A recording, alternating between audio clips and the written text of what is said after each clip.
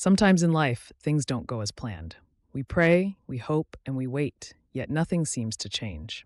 In those moments, it's easy to feel abandoned and hopeless. But what if the challenges we face are part of a greater plan?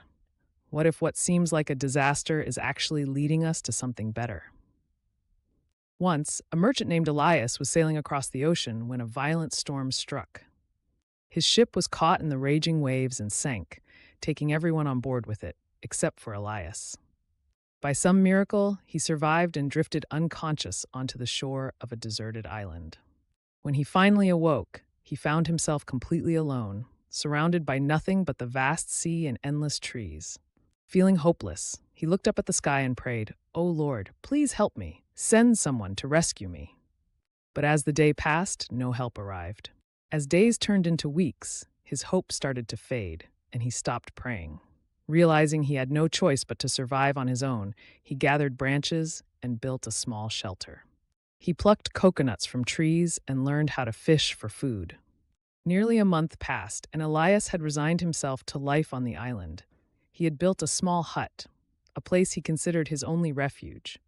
But one day, while he was out collecting coconuts, he returned to find his hut engulfed in flames, burning to the ground. Overcome with despair, he fell to his knees and cried out, "Oh God, I begged for your help, but instead you took away the only shelter I had. Why are you so cruel?"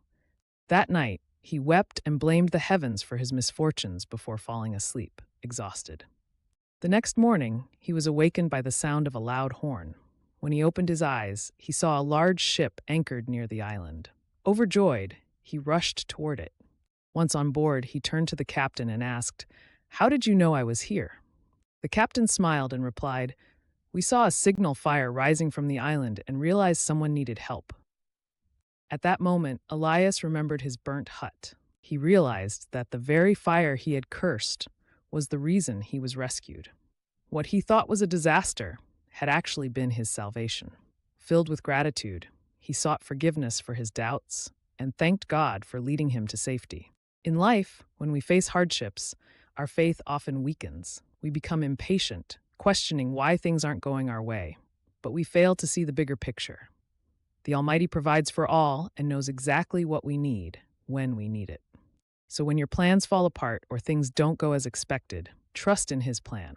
Before one door closes, another one opens. Never lose hope.